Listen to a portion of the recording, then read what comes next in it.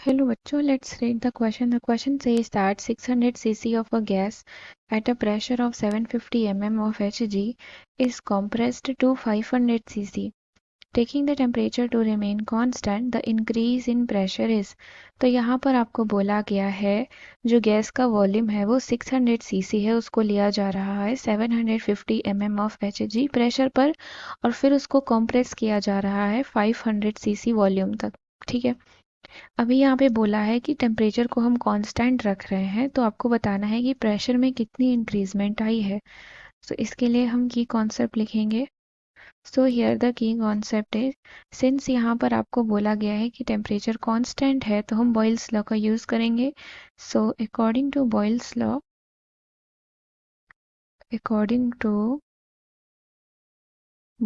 Law at constant temperature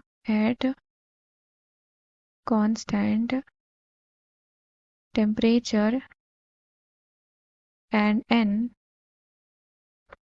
P भी is equal to क्या होता है आपका कांस्टेंट होता है। एन हम क्यों बोल रहे हैं, क्योंकि ये फिक्स्ड अमाउंट ऑफ गैस के लिए होता है। पी भी इज इक्वल टू होता है constant. In another term we can write कि P1 V1 is equal to P2 V2 is equal to constant, यानी कि अगर आपके पास P1 P2 दो प्रेशर हैं, V1 V2 दो वॉल्यूम दिए गए हैं, टेम्परेचर आपको बोला है कि कांस्टेंट है, तो हम इस तरीके के एक्सप्रेशन का यूज करते हैं। So we can also write कि P1 V1 is equal to P2 V2 means P1 upon P2 is equal to V2 upon V1। अभी हम देखते हैं यहाँ गिवन क्या क्या दिया है। इसको हम मान लेते हैं ये क्वेश्चन 1 है आपकी, तो हम मान लेते हैं यहाँ पे आपका गिवन क्या क्या दिया गया है। सो गिवन इज V1 दिया है, V1 है 600 cc और कॉम्प्रेस किया जा रहा है, फिर V2 कितना हो जा रहा है 500 cc, P1 कितना है 750 mm।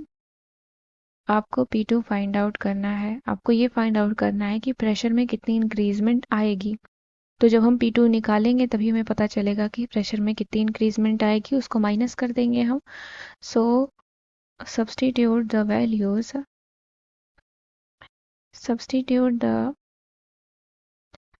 Values in equation number 1।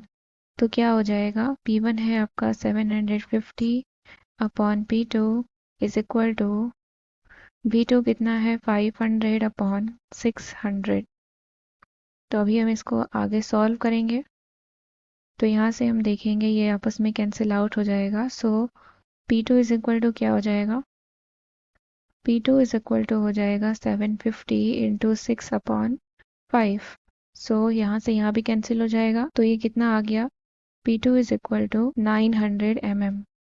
तो P2 आपका आ गया 900 mm।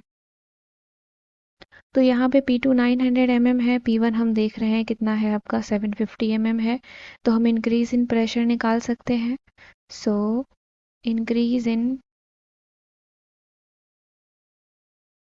प्रेशर विल बी, कितना हो जाएगा, माइनस कर देंगे 900 mm माइनस ऑफ 750 mm, कितना आ जाएगा यहाँ से 150 mm।